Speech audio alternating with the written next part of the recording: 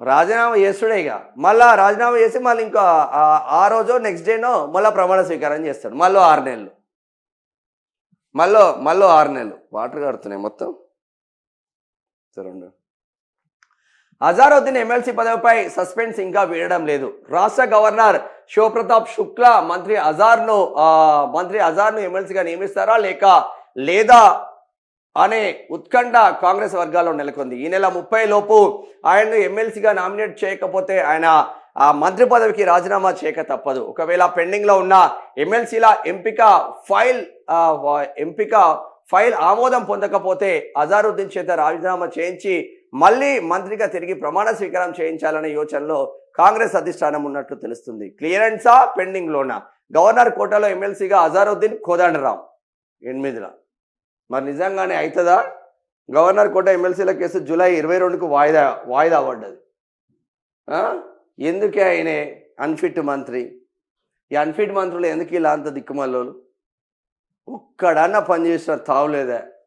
మంత్రులు పోడైపోను. ఒక్కనికి సబ్జెక్ట్ లేదా? వాడి శాఖ పైన కనీసం ఒక్కనికన్నా సబ్జెక్ట్ ఉంటేనే ఏమన్నా అయ్యేది. ఇదే రాజీనామా, మళ్ళీ మంత్రిగా ప్రమాణం నియమించాలని రాష్ట్ర మంత్రివర్గం గవర్నర్కు గతేడాది ఆగస్టు చివరన సిఫార్సు చేసింది. ఎమ్మెల్సీల ఎంపిక విషయంలో న్యాయస్థానంలో కేసులు నడుస్తుండడంతో ఫైల్ పెండింగ్లో ఉన్నది. జూబ్లీహిల్స్ ఎన్నికల సమయంలో అజారుద్దీన్ రాష్ట్ర ప్రభుత్వం క్యాబినెట్లోకి తీసుకున్నది.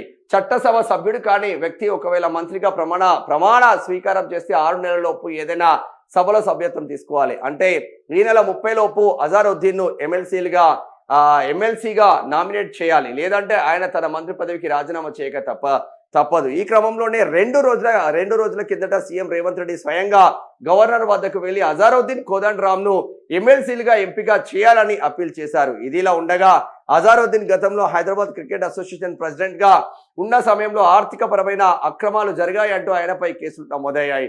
అందుకే ఆయన్ను ఎమ్మెల్సీగా నామినేట్ చేయవద్దని లోక్ భవన్ కు ఫిర్యాదులు అందినట్టు తెలిసింది. ఈ క్రమంలోనే ఇద్దరిని ఎమ్మెల్సీగా గవర్నర్ నామినేట్ చేస్తారా లేక కేవలం కోదండరాంకు మాత్రమే గ్రీన్ సిగ్నల్ ఇస్తారా లేదంటే ఫైల్ను పెండింగ్ లో పెడతారా అనే ఉత్కంఠ కొనసాగుతుంది. మరోసారి మంత్రిగా అజార్ ప్రమాణం. ఒకవేళ అజారుద్దీన్ ఎమ్మెల్సీగా గవర్నర్ నామినేట్ చేయకపోతే ఏం చేయాలనే అంశంపై నేడు జరిగే కేబినెట్ సమావేశంలో ప్రస్తావనకు వచ్చే అవకాశం ఉంది. ఈ విషయంలో ఇప్పటికే అధిష్టానం ప్లాన్ బి అమలు చేయాలని భావిస్తున్నట్లు తెలుస్తుంది.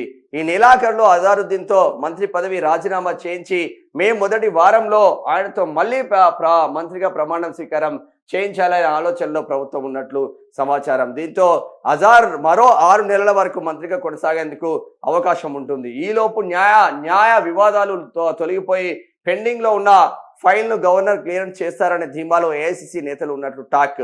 కోదండరాం అజారుద్దీన్ ఎమ్మెల్సీగా ఎంపిక చేయాలంటూ మరోసారి అప్పీల్ చేసే అంశంపై నేడు కేబినెట్ లో చర్చ జరగనున్నట్టు టాక్. ఎందుకే ఆయనకు అసలు ఈయన ఏం పీకి కట్టలు కట్టిండని? కాంగ్రెస్ కోసం పొడిసి కట్టలు కట్టిండు ఆయన మంత్రిగా. కాంగ్రెస్ అధికారంలోకి రావడానికి చెమట సుక్కర అడిపించిండు ఆయన. కేవలం జూబ్లీ హిల్స్ లో 1,00,000 మైనార్టీ ఓట్లను కొల్లగొట్టడానికి ఆ నవీన్ యాదవ్ని అక్కడ గెలిపించడం కోసం మీరు పన్నిన పన్నాగం కాదా ఇది? ముస్లింలను మోసం చేసినట్టు కాదా? ఆయన లాస్ట్ టైం ఎలక్షన్లలో కాంగ్రెస్ తరఫున పోటీ చేసిండు. లాస్ట్ టైం ఎలక్షన్లలో కాంగ్రెస్ పార్టీ తరఫున పోటీ చేస్తే మళ్ళా 2 సంవత్సరాల తర్వాత అత్తాపత్త లేడా ఆ జూబ్లీహిల్స్ నియోజకవర్గంలో? ఒక్క కాంగ్రెస్ నేతకు కూడా దొరకలే ఆయన కార్యకర్తకు. ఈయననే మనకు చేసేది. ఎంతమంది కట్టర్ కాంగ్రెస్ వాదులు ఉన్నారా? హైదరాబాద్ క్రికెట్ అసోసియేషన్లో మొత్తం కోట్లు మెక్కిన నేత ఆయన. ఏ ఒక్కరికి క్రికెటర్గా అవకాశం ఇచ్చి ఏ ఒక్కరిని తయారు చేసి పంపించినా ఇండియాకు? ఎందుకో క్రికెటర్లు పోతలేరు? క్రికెటర్లు ఎందుకో తయారు కావట్లేదు? దొంగలు వీళ్ళంతా. ఎలా నేర్చుకోవాలి? ఫిన్లాండ్ విద్యా వ్యవస్థ ప్రపంచానికి ఆదర్శం. 98 పాఠశాలలు ప్రభుత్వ ఆధ్వర్యంలోనే అధ్యయనం చేస్తున్న తెలంగాణ టీచర్ల బృందం. చూసినావా? ఫిన్లాండ్ దేశంలో 98%, ఫిన్లాండ్ దేశంలో 98% అంటే 100 స్కూళ్ళు ఉన్నాయి అనుకో, 98 స్కూళ్ళు ప్రభుత్వ స్కూలే అంట, 2 మాత్రమే ప్రైవేట్ స్కూల్. మన దగ్గర గిడు మల్లారెడ్డి అని ఉంటాడు, గిడ మేడ్చల్ ఎమ్మెల్యే ఆడు మేడ్చల్ నియోజకవర్గానికి కబ్జా పెట్టిండు, కుతుబులాపూర్ నియోజకవర్గం సూరారం గండిమై సభను కబ్జా పెట్టిండు. మొత్తం కబ్జాలేవని మొత్తం చూడండి మీరు. నిజంగా ముఖ్యమంత్రి అనేటోడికి చిత్తశుద్ధి ఉంటే మల్లారెడ్డి వ్యవస్థలన్నీ కొలాప్స్ అవుతాయి. సూరారం చెరువు కింద మొత్తం కబ్జాలు పెట్టిండు శ్మశాన వాడికల కాంచి. వాని నియోజకవర్గంలో వాని కాలేజీలు పైకి వస్తాయి, ఒక్క ప్రభుత్వ పాఠశాలకు పోయి ఒక్కరోజు బువ్వ తినలేడు, కనీసం ఆ పిల్లలతో మాట్లాడలేదు. ఇవి ఎటువంటి దుర్మార్గులు మనకి ఎమ్మెల్యేలు. ఇదే ఆడు తంబు.